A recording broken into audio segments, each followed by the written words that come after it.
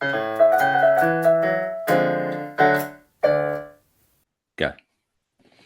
Hello and go. Mm. Hello and welcome And welcome to A to Rum with a View. With You. Two middle-aged blokes arguing their case in the jury room of the internet, declaiming about the movies they love and drinking rum. Rum. Yeah. I'm Stu. And I'm Alan. Alan's drinking. Alan, what is today's... Finish your drink. What is today's film? Today's film is the wonderful and amazing classic 12 Angry Men. Am I pointing? Am I successfully pointing? I am pointing. I am. There we go. Mine's a bit, I'm in the glaze. Sorry. Excellent. Yes, Okay. yes. 12 Angry Men. So it was released in 1957. It was directed by Sidney Lumet, not Lumet, as I used to think it was pronounced. Turns out his family's Polish, not French. Yeah. This was actually his first feature film. Yeah, it was. After years directing in theatre and television. He was only, I think, about 33 or something when he made it. He was quite young. Yeah. It is a legal procedural, although the case is not really what the film's about. It's set in this sweaty, smoky, ante-room of purgatory, where the premise is this jury, the 12 Angry Men in question are, of the title, are the jury in a murder case, and they have to decide whether to convict or acquit the defendant. But, there's a big but, I'm sitting on it, their decision has to be unanimous. Yeah. And wouldn't you know it, one of the jurors isn't sure he's guilty, while the rest of them are. There's always one out of the 12. And so the stakes are nice and high, because if he's convicted, the defendant will get the death penalty. And the plot is nice and easy to follow, because there's no subplots, there's no extraneous guff like that. There's just a simple through line. One juror trying to bring the others around to his point of view. It's a very simple but a very brilliant film. Oh yes. It's brilliant in its simplicity. I think we've used that expression about another film before, but and now because it seems. I mean, I'm going to do. All right, and I want to get this out of the way early on. I'm going to do a spoiler alert. Get it out of the way, because the only real spoiler is, does he convince them? Does he turn them all over to his side? So, spoiler alert. Yeah. Yes, he does. And it seems like an impossible task at the beginning of the film. It really does. It's 11 against 1, and like, how the hell is he going to? But the script is so expertly plotted and reasoned out, and the filmmaking is so clever, phenomenal. It really is beautiful. It really is great. Yeah. So when it happens, when he wins the last one over, it's like it's totally convincing. So I mean, it was made in the McCarthy witch hunts era, exactly. When communists or suspected communists were being persecuted for their political beliefs in the land of the free. And it's kind of coming out of that era, and it has that sort of it's actually between the oppositional nature to it, isn't it? It was made really between the time 1954 and 1957, because in 1954 the original screenwriter, the original story by Reginald Rhodes, originally wrote it as a TV show, which was aired in 1954, and of course from that Henry Fonda saw it and loved it. And he drove a car right through it. Yeah, exactly. But no, Fonda absolutely loved it, and he wanted to produce it, and the two of them, produced it together. If you want to watch some amazing camera work, really, you want to watch this film if you haven't already. Makes the room look bigger and smaller. It's just that he does everything. He does everything. So you get to watch a master at work. But I think the quality of the Blu-ray's phenomenal. I absolutely loved. I'm really glad, but I did actually watch it on Blu-ray rather than just the YouTube. You can see every bit of grain, can't you? Well, exactly. Even though it's shot in 57, the quality of it is extraordinary. It really is good. So yeah. Now, Sidney Lumet, he's one of these directors. Like he's not really. I don't really think of him as an auteur, like Scorsese or Hitchcock or Bergman or Fellini or whatever. I kind of put him in the same category as somebody like Ridley Scott or Rob Reiner or somebody like that. Yeah, he's not. He hasn't necessarily got this sort of immediately recognizable style. Or regular thematic preoccupations, but he's just a really good, solid director who's made a whole bunch of great movies. I'm going to list some of them for you. Go, please. And it's quite a he did Serpico. He did Murder on the Orient Express, the one with Sean Connery and Ingrid Bergman and what's his name, Albert Finney playing Poirot. Dog Day Afternoon. Yeah. The Wiz, the All Black Wizard of Oz with Michael Jackson and Diana Ross and Richard Pryor. Wow. Death Trap with Michael Caine and Christopher Reeve having a snog. The Pawnbroker. Have you ever seen that from the 60s? That's one of his earlier films. I think I do. I have. With Rod Steiger, I've seen it. Survivor. I can't place it, but I know I've seen it. It's a great film. So he's done all these different kinds of movies, loads of different genres and styles. It's like he's more of a craftsman than an artist, really. But what a craftsman! He makes such he makes this look easy. But no, it is that realistic amount of time. The time that they go in there, it's around about 4:30, getting close to 5 o'clock in the afternoon. And of course, they want to be out, sort of like, because obviously that ball game starts at 8 o'clock, where Yankees game. So spoilers all the way through this. We'll talk about him later. Yeah, exactly.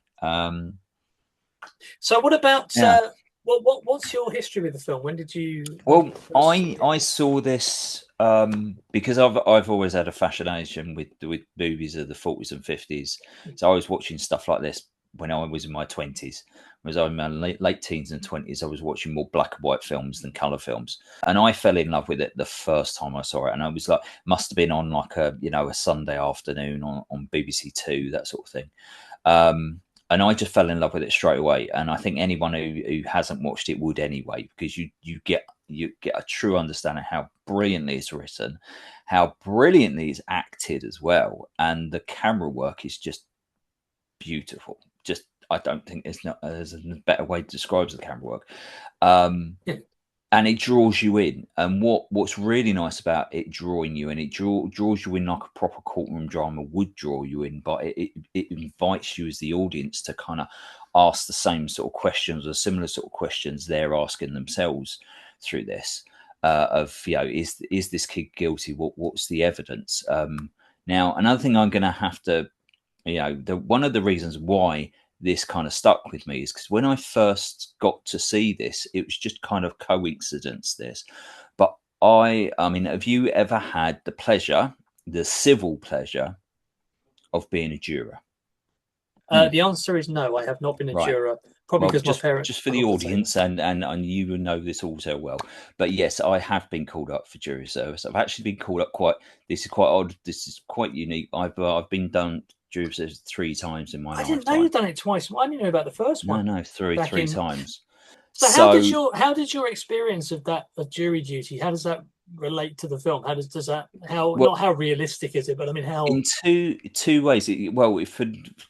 Mainly for being a jury for 9 months and being on a fraud case for such amount of time, you get to understand a little bit more of legal work and how the legal system works, and understand it because you're involved in it a lot more. But it changes you. It changes you as an individual, that when you're coming across information and stuff in just general life, you're not getting the full picture.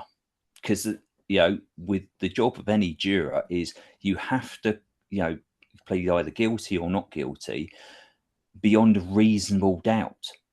And if there is reasonable doubt, you cannot convict someone. You shouldn't be convicting someone. To me, just doing jury service changed my life forever anyway. But then when I got to see this, much more intently from the juror's perspective.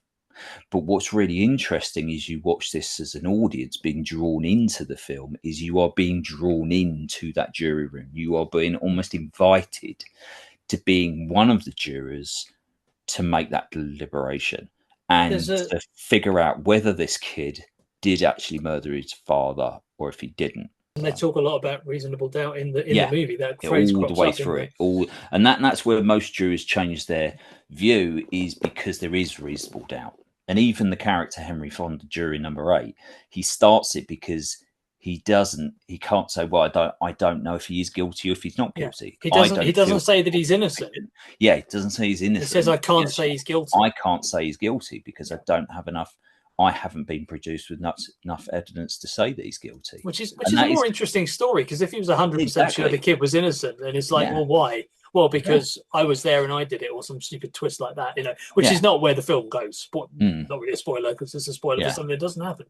I mean, the whole this courtroom drama that takes place almost entirely outside of the courtroom, but in the jury room. There's a word that kept cropping up in my notes that I made when I was watching the film, which is subjectivity.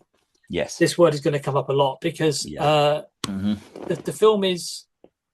Well, I mean, let's talk about the beginning. It's a small story. Yeah. It's a small story with a big theme. It's like what I love about this opening scene is you're getting pulled in, and it's kind of lovely panning shot through the halls of the court, and then obviously you get to see everything. You get to see there's a gentleman trying to find which court he's trying to go to, trying to work out, on the board which court. Well, that's what I mean about it being. It's a small story. It's just one case. It's one incident. But it's one case out of thousands and thousands that happen. And like I say, I mean, I think the camera kind of it seems to pick the case almost at random, because as you said, it walks past a couple of other ones, and then it settles on this one. Well, why this one? I don't know, because we follow it into the courtroom. The judge is sort of sitting there like this, and he's hot. I know but he kind of looks bored, doesn't he? He looks like, but then we have that sort of shot of a sort of long tracking shot, like where we see all the jurors, the jury box. Yeah. But then after they walk out, the last thing you see in the courtroom is that lingering close up of the defendant. You know what I mean? The close up on his face. He's like shot from slightly above. He's half lit. He's got this helpless look in his eyes, and it sort of it humanizes the story. It makes him a real person. No, exactly. Even though we never see him again, I don't think. But you don't see him again. That's the only time. But the point is that even if the judge doesn't care, the film cares, so we're supposed to care. Well, exactly. And this is the interesting thing about this particular scene, because it's the what's true and what's not true. Okay, so because obviously I've been in that situation myself quite a few times. The judge is not real. Okay, the way that the judge is just slumped on his face like this, and sort of like and he's sort of just reading out this kind of. Is that it's like the judge doesn't care, or he's seen this 100 times. It's like, I'm just going through the motions of all this. Now, in real cases, judges don't do that. They make everything very clear. They are incredibly professional individuals, and they will stop and do a lot of things to make sure the juries understand a lot of the information that's they're being asked of them. So first off, you would never ever come across a judge acting in that manner, particularly of this type of case. This is a murder case.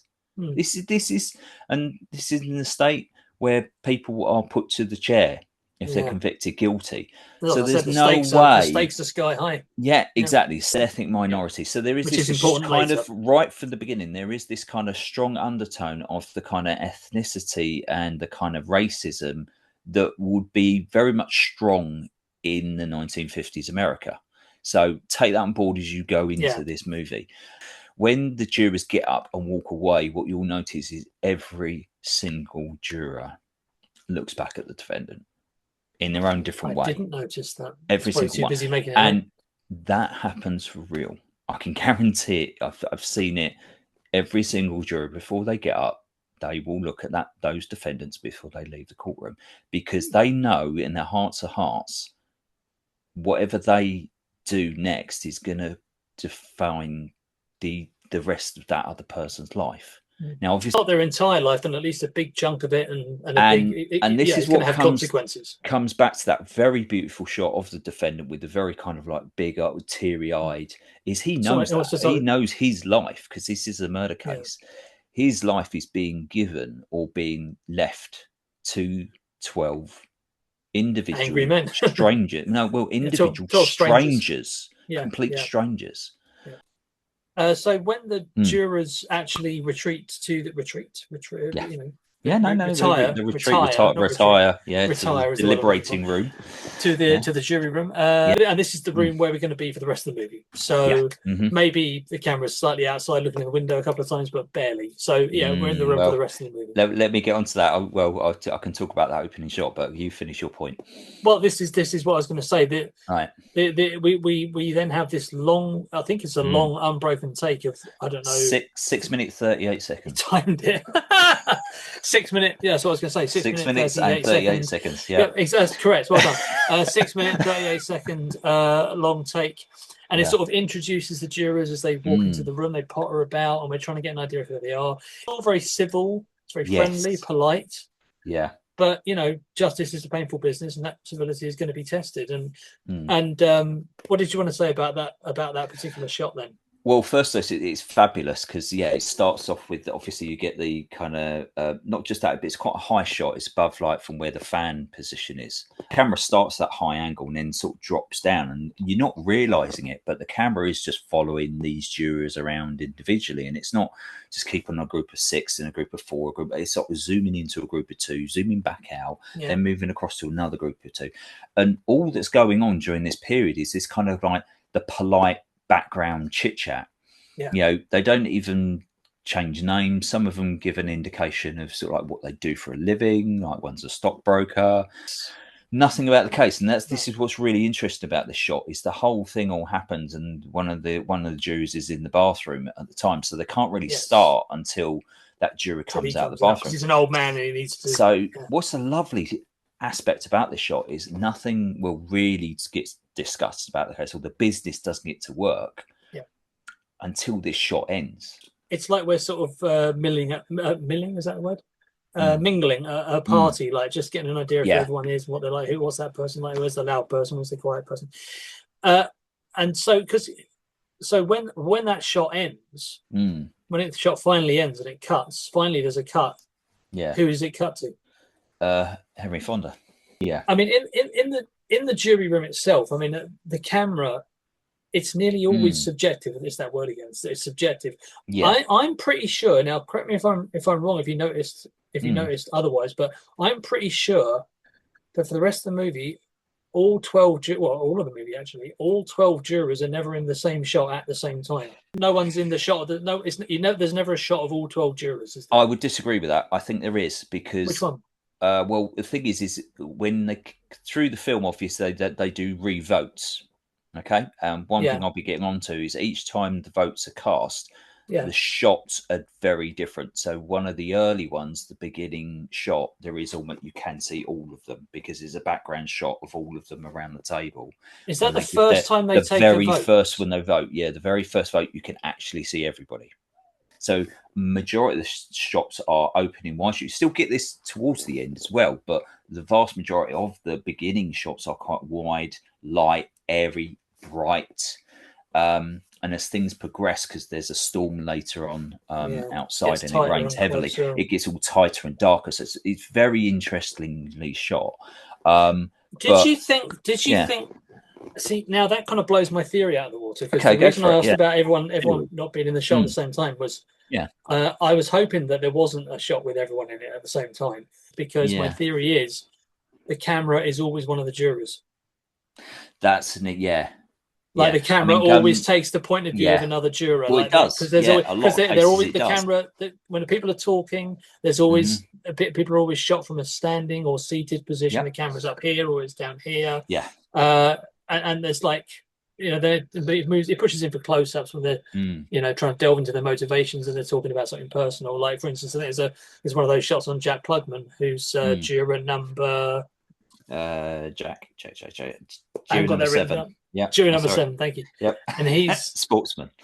Yeah. No. That's Jack Warden. That's Jack Warner. Klugman. Sorry. Oh, Quincy. Jack Klugman. Quincy M.E. I'm talking about. Sorry, juror number 5. Juror number 5. Thank you. Because Alan's got the list with the jurors. I've just got the names because I didn't give a toss about the jurors. With that nudie, we do write everything down. Yeah.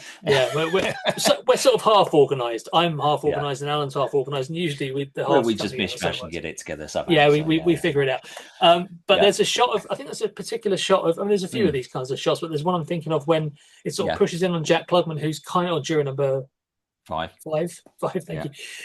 Come on, say. He's sort of like it's when they're sort of because his background is like that he's another, they use the term in the movie, slum kid. He grew up in a poor immigrant neighborhood, the defendant, so he kind of empathizes with him. And when one of the other jurors, the racist kind of bigoted kind of juror, played by Ed Begley Senior, not Junior. Junior was in primary school. Who's juror number 10. He's juror number 10. he's kind of he's sort of saying, he's kind of making these kind of crude racist generalizations about the defendant and his kind of people, or not just racist, but also kind of classist. It's always he's them. a slum kid. He's one of them. Oh, they're born to it. They're all born criminals. All that shit, right? And Jack Klugman is sort of pushes in, and he's hearing this, and he sort of like takes offense. He does it very subtly, because it's a very subtle performance, but he's kind of shy. He's kind of a bit timid. He might be one of the ones who's the last to raise his hand when they do the initial vote, because the 11 put their hands up, and there's about 2 or 3 of them that wait for everyone else to vote before they raise their hands. That's very normal as well. That's very studying true the form, life. That happens a lot. I'm sure. But as it pushes in on Jack Klugman's face, he's kind of like, he sort of like does this little. Well, you can see him grow a backbone in that moment, in that shot. Just a second there, sir.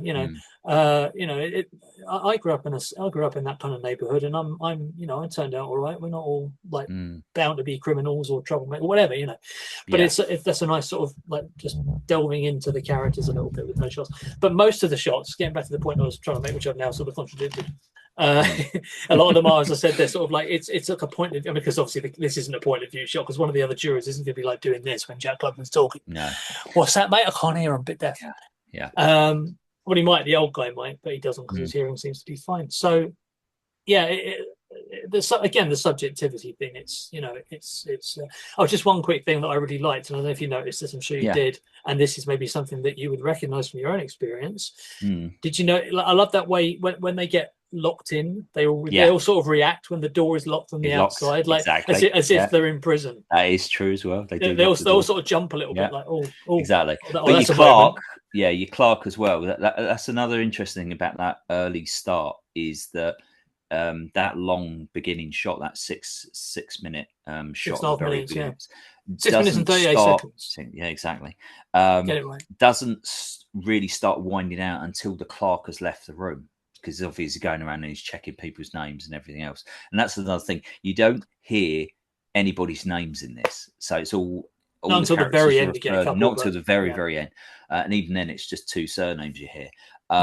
But all the way through the film, it is juror number 6, juror number 5, juror number 2, juror number 8, juror number 12. It's just they're all referred to by their joint, and they're actually sat around the table in jury order in some ways to help you keep a bit of continuity with it. But what is also nice, just to interrupt quickly, because there was also at the very end of the film, when it does the end credits, it doesn't just have a list of names and the players or the cast. It's got like everyone gets their own shot.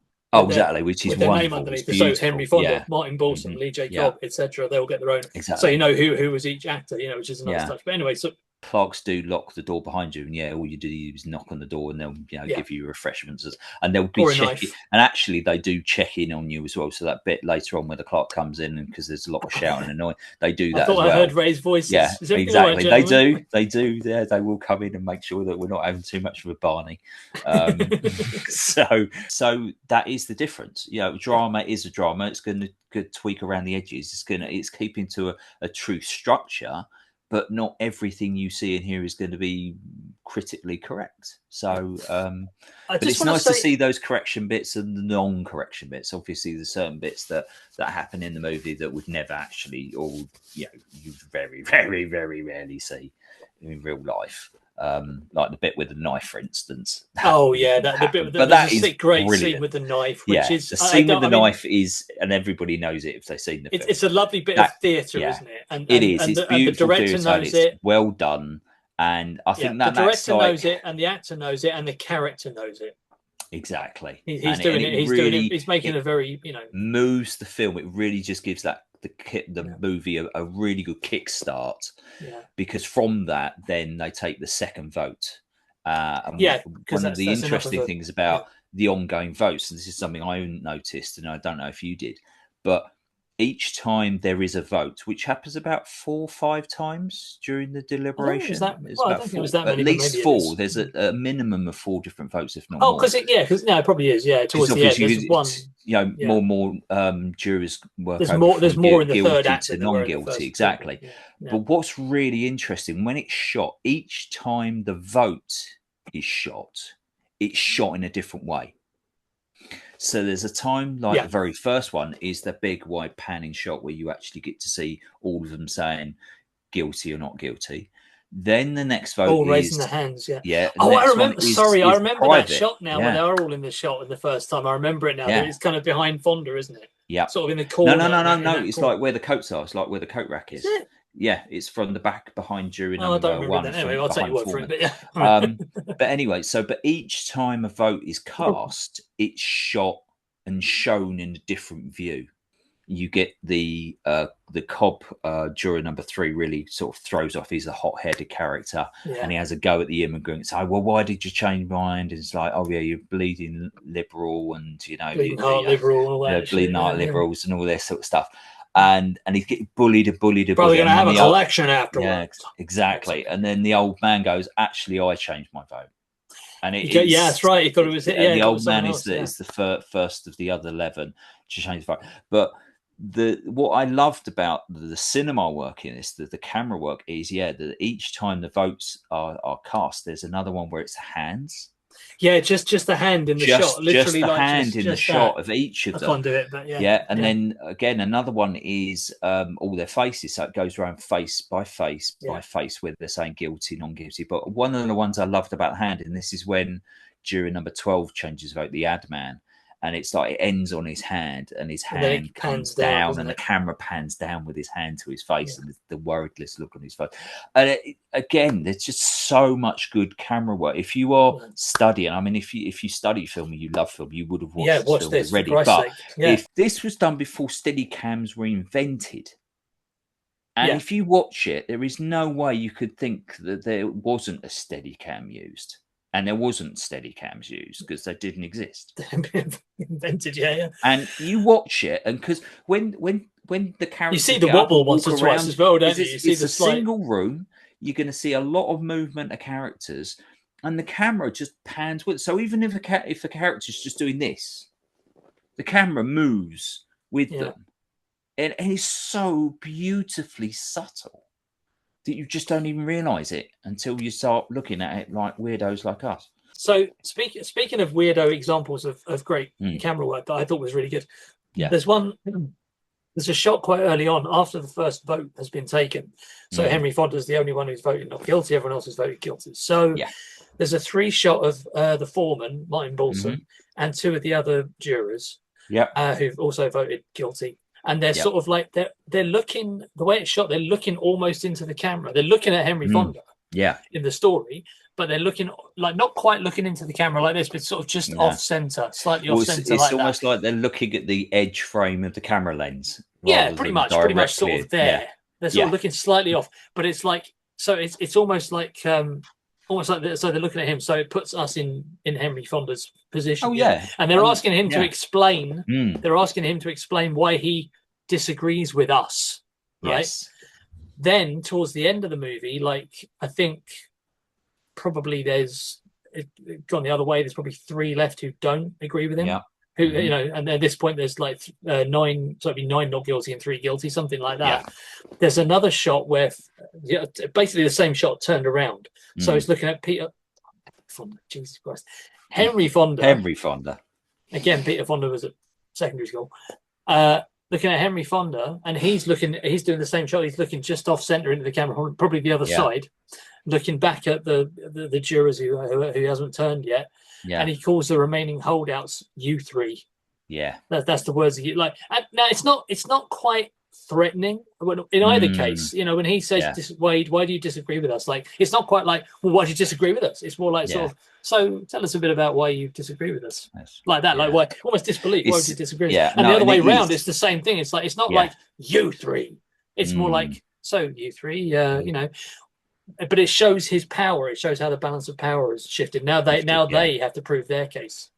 Because when the film starts, you haven't heard anything about the case anyway. So the only evidence you're getting is the evidence that they're going over about, you know, how long it took the old man to walk from one end of the apartment to the other apartment to what. They do a little reenactment. They do reenactments and stuff like that. And then there's obviously the amazing bit with the glasses scene. I mean, the glasses scene is just phenomenal because that's one of the final bits that get done. But the especially way for the spectacle community like us. Exactly. the And we all know why we do this, Yeah. The other thing I find really interesting is as the film progresses and so like as the arguments get more heated, and the weather. And the weather as well, because there's a brilliant bit where Storm comes in, because it's based like I think it's sort of set in July.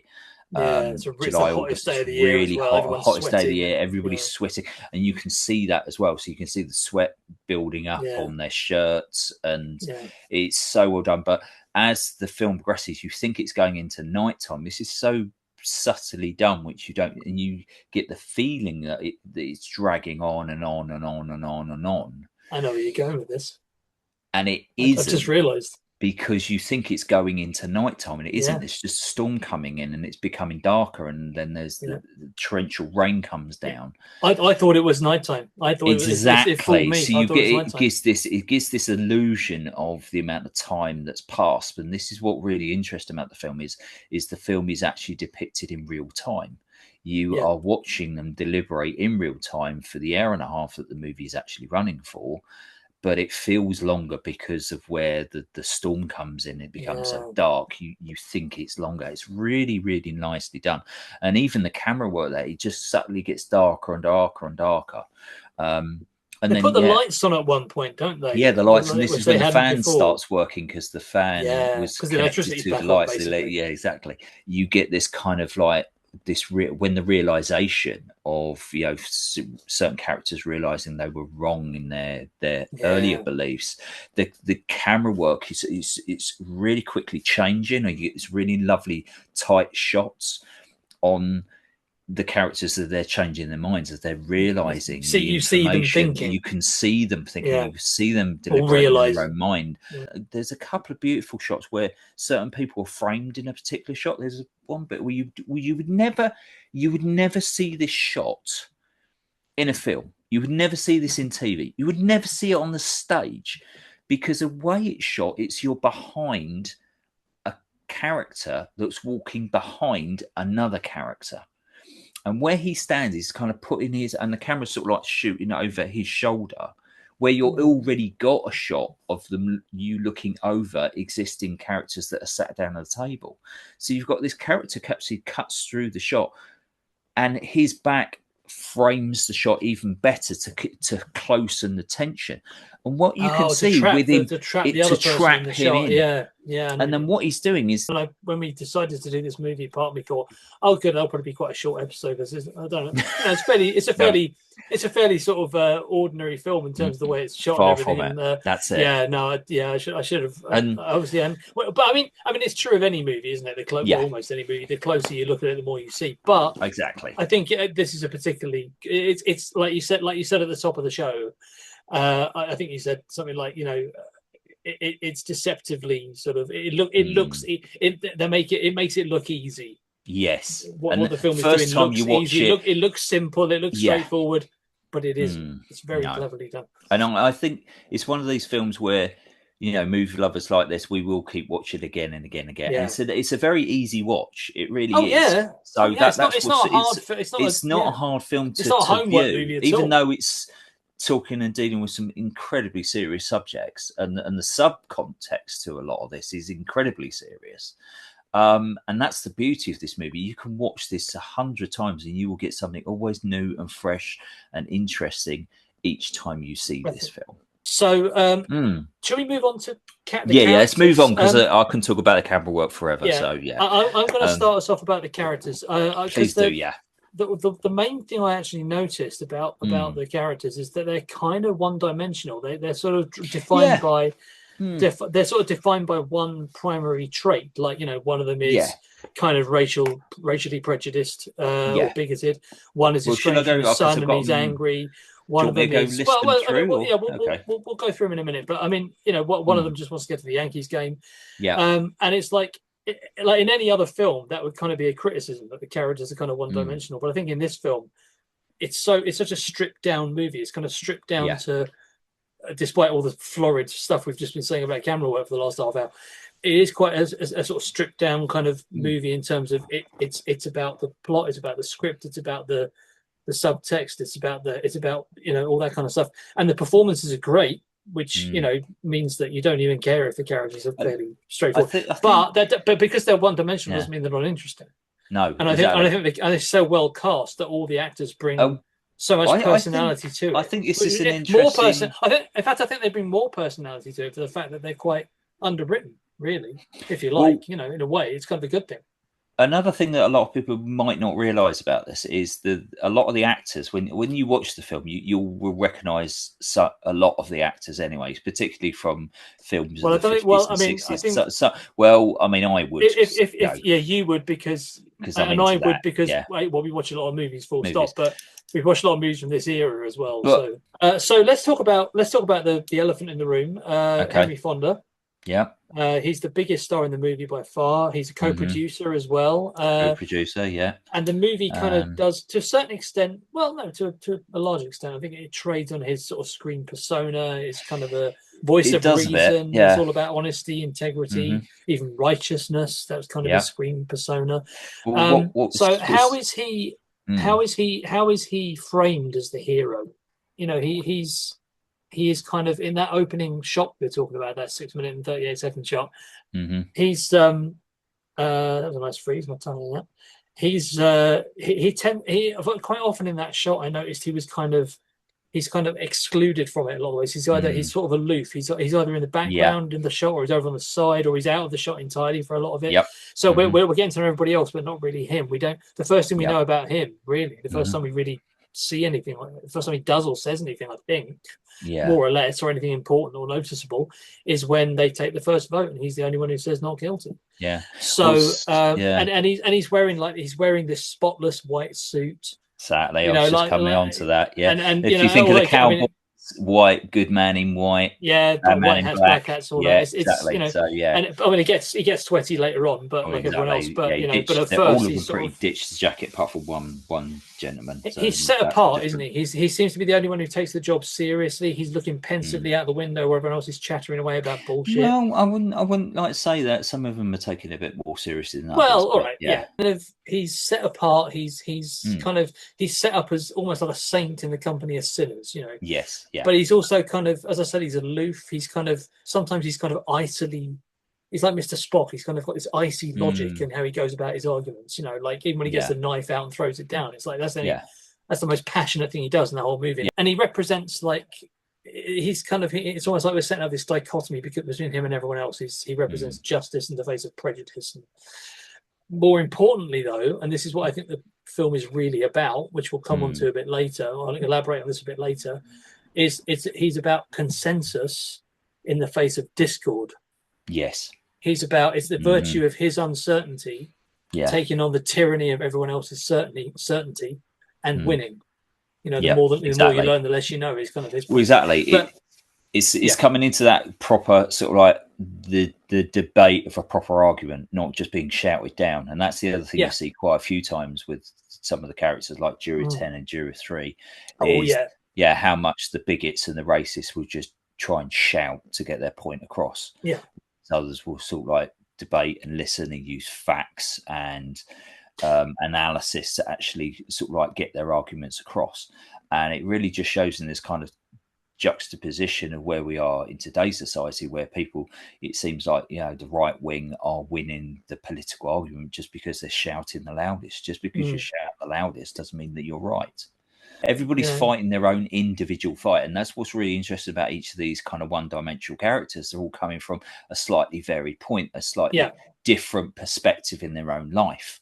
Some are comfortably well off, some are not, some are immigrants, but it's not just black and white. There's 12 different shades of grey. Even though it is a black and white movie and it's a guilty, not guilty black and white verdict, there's a whole lot of subtext. There's a whole lot of different nuance that anybody can look in and tap into. But and even again, actually, I mean, when I said black and white, obviously I meant in a thematic sense, but you meant a pictorial sense. But actually, think about it. You just made me think of this. I've just made a little reading as we were talking, as you said that, because I was going to make a point earlier on, which I didn't, but I don't think I did, about how it's a movie. As you say, it's black and white film, but it's the sort of it's I don't think it's a very high contrast movie. It's quite, there's a lot of, the way it looks, it's not sort of like that really sort of stark kind of chiaroscuro you get in like film noir and stuff like that, where it's like a really dark shadow on that side, a bright light on that side. It's not like that. It's I mean, with the blinds, the light coming through the blinds and all that. Exactly, it's a much more measured kind of, and I suppose that's what that represents. It's sort of pictorially, it represents the sort of the shades of grey in between those two extremes, without really showing the extremes. And of course you've got it's low contrast lighting, but it's a high contrast situation, these arguments. Exactly, very much so. During the one is like coach, like little league sort of like, but he's the foreman. During number two is like really Balsam, quiet, reserved. Well, let's get the names out as well. It's Juror one is okay. Yeah, so Martin Balsam, is Martin Balsam, who was also in he was also in Psycho, wasn't he? He was in Inspector in Psycho, and exactly, he's in a bunch of other movies. I've seen a bunch of things.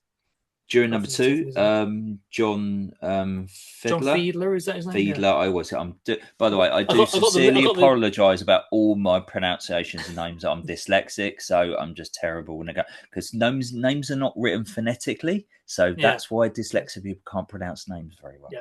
Right. Also, I don't have the excuse of being dyslexic. I'm just drunk. But John during number two. Fiedler, he's like a banker. He's quite quiet, reserved, gentle, very meek, kind of little guy with glasses and thinning hair. During number three, Lee J. Cobb, yes, brilliant, absolutely brilliant. Very well known for On the Waterfront. Yeah, and The Exorcist, he was in that. And The Exorcist, so brilliant actor. And his acting in this is phenomenal. He's big, angry, shouty. He's the last juror to change his verdict. He's the last one to turn. He's the angry. I called him the angry. And it's so personal. It's such. It's again. So much of this story is tied up with this one individual character. It's so profound, and it's so touching. It really is. Because he's set up as the anger villain, really. And his rage has just dominated his life for so many years with the relationship with his son, and he's seeing the verdict of this young man is how things have worked out between him and his own son. So I mean, again, absolutely incredible. And he's one of the I call Juror number three. I call him like one of the three villains. In as much as there are any villains in this movie, which there aren't, it's not as simple as that. But he's he's the angry id exploding. He's the angry, He's the last one to turn, and he's the only. I think he's the only one who's turned by an emotional appeal or by his emotions rather than logic. Exactly. And the way he plays it, it's like because it's basically the climax of the movie is when he turns, and that makes the ending bittersweet rather than just triumphant. Again, it's more interesting that way. The end is very, very bittersweet. Very, very bittersweet. And I love that moment right at the end when they're all getting their coats and going there, and the last two left in the room, the last two to leave are Henry Fonda and Lee J. Cobb. And Henry Fonda helps him put his jacket on and sort of I don't think he sort of puts his hand on his shoulder or something. Just gently touches him. Very gently touches him to say, "I'm here. It's all right, mate. I've got you." Yeah, it's all right, mate. Really touching. Yeah, it's really beautiful. Lovely. That's the 1950s version of drunkenly hugging your best mate and telling you what to them. I love exactly. You. Yeah, that is the same emotional impact in that time. Exactly, and again that what's really nice about that very end shot. Just because we're on the subject, we're going to get on with the other characters. That's a long shot as well, isn't it? It is a long shot, but what is it? It's shot behind the coat rack. Yes, so from inside the coat rack. From inside the coat rack. So what you see is it starts off as this very, very tight shot on between the coats, framed by the coats. Framed by the coats, and of course, as each juror picks up the coat, it opens and widens and widens and becomes more. And it's so beautifully subtly done. It's just absolutely gorgeous. I never thought of that, but you're right. But Cobb's portrayal in this, I mean, some of it's very real. It looks very realistic, and it is because in certain aspects they turn the heating off, they put the lights up, they actually made it hot and sweaty. So a few of the you mean on the set? On the set, I see. They made it hot. They made it difficult. They made it challenging, and a couple of times, Cobb actually passed out from his, Wow. where he's getting himself so worked up. Yeah. So, but he's He's terrific. He's terrific. His performance in this is great. Right, so moving on. I mean, jury number 4, which is E.G. Marshall, who plays the president from Superman 2. Exactly. Also, the only character who keeps his suit jacket on all the way through. Yes. I hadn't noticed that, but I'm not surprised. And this is a really good. This is absolutely lovely. This is a beautiful part. So he, very early on, so the juror next to him, Jack, played Quincy. Jack Plugman, yeah. Plugman, right? He actually said to him, "Do you ever sweat?" And he's like, "No, I never sweat. No, I don't sweat. I'm Prince Andrew." So, and he keeps his suit jacket on the way through. He keeps it very stern because he's a stockbroker. Yeah, but very reserved, very buttoned down, respectable. He's second from last to change his plea. And what's really interesting is the scene with the glasses, because he wears glasses, and then they're trying to work out if one of the witnesses rimless hexagon octagonal glasses. Yeah, weird sort of. If one of the witnesses actually saw what she says she saw. And actually, they work out that she supposedly wore glasses, and then that puts doubt in their mind. And what's so beautiful about this is when he's being confronted about this evidence, when he makes the realization and he's being questioned over it, you see a single bead of sweat coming over his brow. Again, I didn't notice that. Again, so this is why we both need to watch it. Exactly, although you seem to have picked up on everything I picked up on, I didn't pick up on other stuff you picked up on. Well, I've watched it 3 times this week. So. Well, that's true. You watched it a different way each time. I've watched it in different ways. I watched it with the comment. I watch it with commentary, and then I might want to watch it again to. Because I suppose when you watch it with the commentary, you're not listening to the dialogue. You're just looking at the Another interesting thing about him. Another interesting thing about that, because he's, as you said, he's the second last to turn. But it's interesting that he's the exact opposite of Cobb, isn't he? Because he cares about facts. He can be reasoned with. Very straight and stern, and no, but I mean, he's the opposite of Cobb in the sense that he's the one he's all about reason. Yes, and logic. Whereas Cobb is all about emotion and prejudice. Because he's holding on to that one bit of evidence, the witness. That he can't get over that. Yeah, it's the last thing that they debunk. About the witness potentially wearing glasses, and she wasn't wearing them in the courtroom, and how could you say you saw something if you just woke up and looked out your window? When Henry Fonda is questioning him, he's sort of like his foot on the table, on the foot on the chair, like leaning forward, getting right in his face, a bit like a lawyer questioning a witness. But then when you get the reverse shot of it behind him, it's so beautifully framed by the other.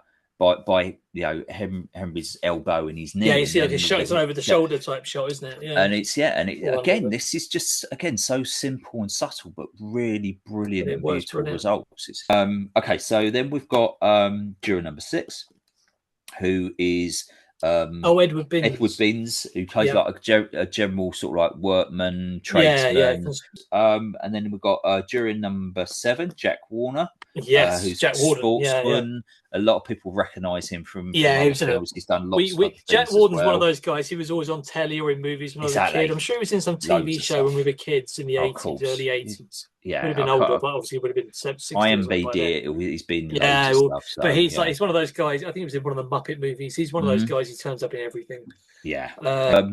He's a catalyst. He's an interesting catalyst. He's the one that kind of moving the film forward. The plot forwards, because he's got this sort of like game tickets, baseball game tickets they want. So he's constantly watch clocking going, let's go on. And it gets to a point where he gives it a sense of urgency, doesn't he? He gives it more of urgency to move it forwards, which is quite an interesting, point from a character. But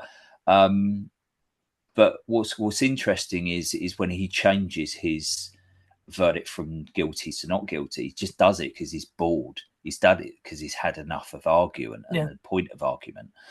He couldn't care less. He just wants to get out of it. He just wants to get out. He only changes his vote for a quiet life. Yeah, and then he gets very strongly confronted by one of the other juries about, no, you shouldn't be being so flippant. Why have you changed your plea? What has made you change your plea? And he just says like, hey, you can't talk like that to me. Yeah. He gets all indignant. No doesn't comeback. He? He's really got no sort of like evidence to fight back. He's a moral coward. He's the chorus of the moral coward. He's just. And then you notice from that moment onwards, he's very quiet. He's very He shuts up after that. Doesn't he? Up about the game, about looking at the watch. Of the three villains, in the room, I think he's the weakest of them all. Oh, exactly. Definitely. The most pathetic. Yeah.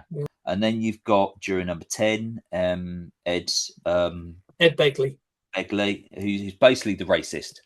He's the one. He doesn't like the defendant because of his ethnic origin, but and he goes on this big rant towards the end, doesn't he? In the third, it's beautiful. I mean, that's big sort of racist rant, and like, they're all like that. Come on. And he does that thing that a lot of racists do, where it's like, come on, you know what I mean, you know what they like, don't you? He sort of says he says these things and expects everyone to agree with him, because to him they're unexamined, like that's just the way things are. I've never had to think about it before, but now I'm in a room with people who don't agree with me, and I've got to defend my position. I don't know how to do it because I've never had to do it before. Exactly.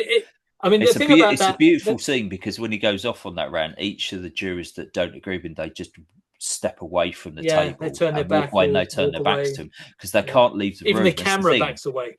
The camera backs right up into the far corners, get a full shot of everything, and then you see. And there's only two that are left sitting down. One of his is a sports guy who's just he's already kind of like hit defeated. He's defeated. So he's just looking away.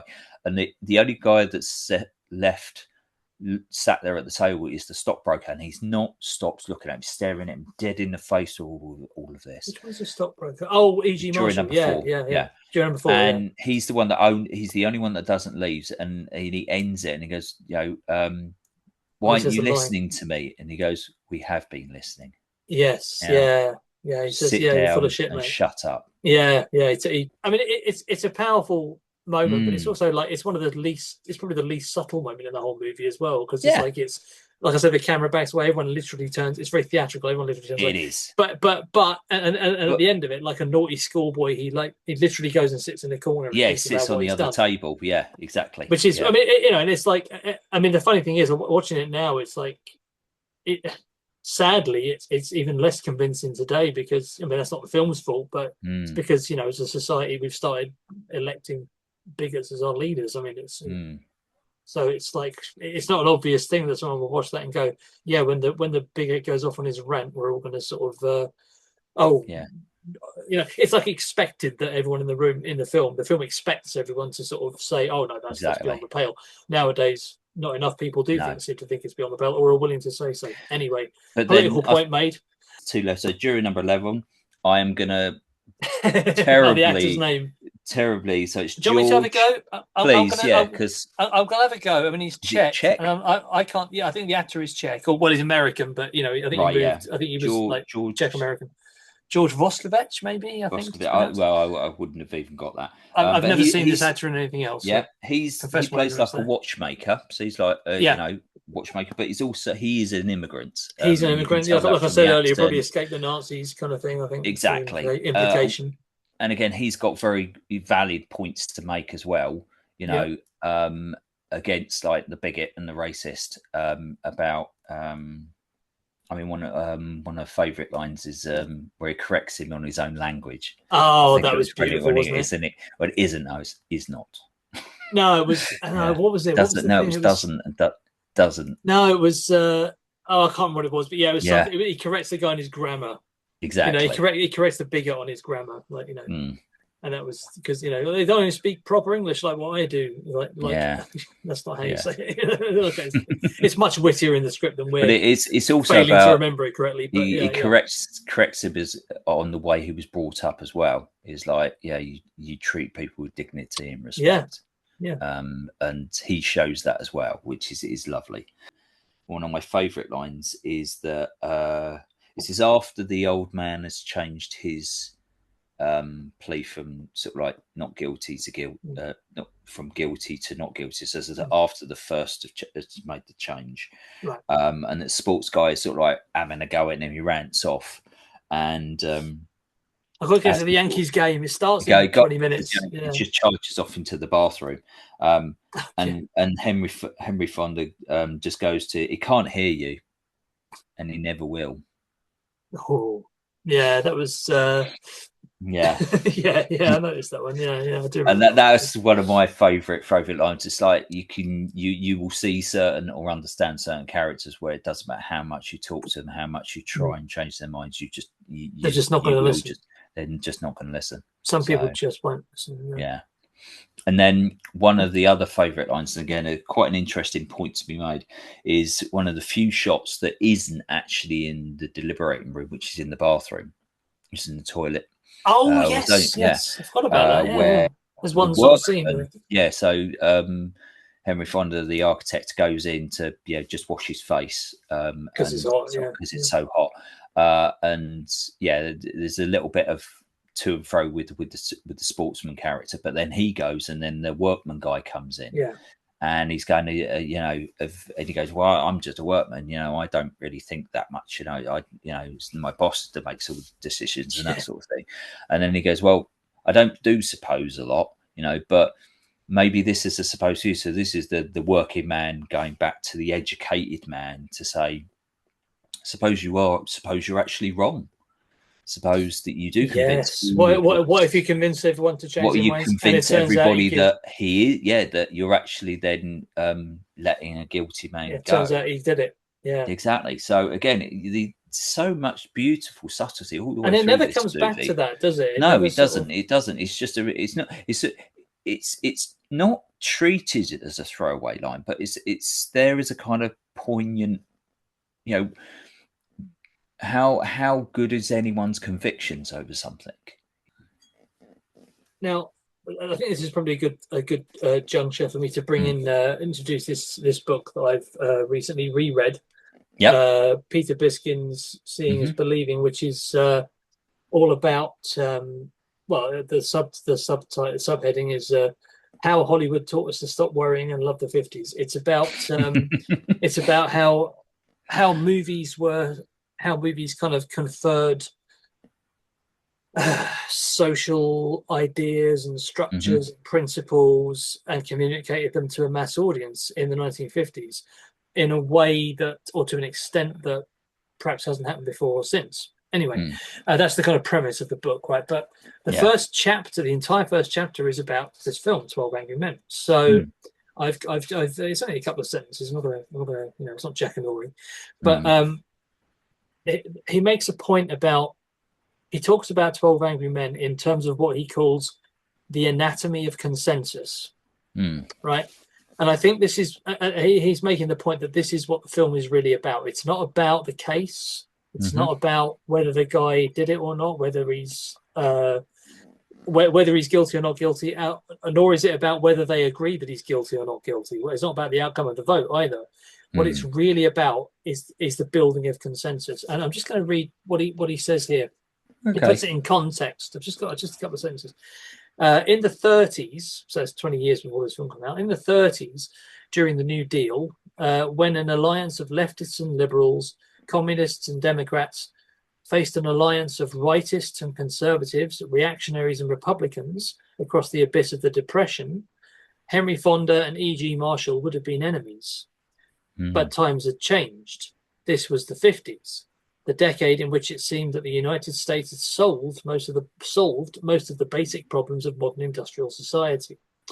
The 30s, in other words, were obsolete, and the political alignments that characterized them had shifted dramatically. Liberals and conservatives made common cause against leftists and rightists. The center turned on the extremes. So it's like people who, the extremists are kind of the enemy. In that sense, and the centrists, the people who can agree, who can build consensus, are in the center. I mean, I think, and he goes into more detail about where a little bit more detail about where each juror sits on this chessboard. But you get the idea. So, I mean, I think the film is still, like we've been saying, how it's still relevant today. But the funny thing is, it's relevant maybe as a lesson of how things could be in a way rather than how they actually are. I mean, if what he says is true about there being a political center in the 50s, then that center looks like it's broken today. There is no, because he says, this is the last bit I wanted to say from this. He says, where is it? Consensus, which is the shared agreement between corporate liberals and conservatives on fundamental premises of pluralism, was the 50s most important product. Since 12 Angry Men endorses consensus because Henry Fonda, the architect, has built this consensus by the end of the movie, it is a centrist film. And because the consensus is dominated by the corporate liberals and their ideology of pluralism, it's a corporate liberal or pluralist film. So I think that's kind of what's missing today. There's no everyone's kind of, the social fabric has been torn apart since Thatcher said there was no such thing as society 30 years after this. Is it still possible to change people's minds like this, to have that kind of consensus? Or are we all just so in our own little boxes about, this is my position, this is my opinion, this is my thing, I'm not going to blah, blah, blah, I can't hear you. Anybody extreme, be them on the right or the left, or anyone in their political spectrum, doesn't feel like they want to move. They don't want to move their needle. They're very much set to where their needle's positioned. They're almost scared to have their opinions moved in one way or another. Challenged. And this is why, they're afraid to be challenged, probably in the same way that because they maybe don't know how to fight their ground. They don't know how to argue sensibly. You know, that the only argument they know is to shout and swear and scream because that's all they can do. Just like, again, it's consensus. It's finding common ground. That's what's missing. Nobody wants to find whatever position we're in. Nobody wants to find common ground, and it's like, exactly. And I can't help feeling like, without common ground, how are we? We're all just going to end up killing each other. It is interesting that the relevance of this movie is that it's kind of, it almost seems like a time capsule of a time when consensus seemed possible. It's almost like a nostalgia thing to watch it for me. Like, I remember when we all used to be nice to each other. Yeah, we could shout but not stab each other in the chest about it. Yeah, well, yeah. And I suppose it's, the movie is, it's a message movie, and sometimes the message is quite bluntly delivered. But even if you agree with Samuel Goldwyn or whoever said it, that messages are for Western Union, it's also convincingly done. It's so convincingly written, it's so well acted, so well directed that you can't help going along with it, or I can't. So it's a great movie. It really is. And it has our heartiest recommendation. I've put it back on there. There it is, 12 Angry Men, 1957, as we said, blah, blah, blah. Available at all prices in all shops. Yeah. No, it isn't.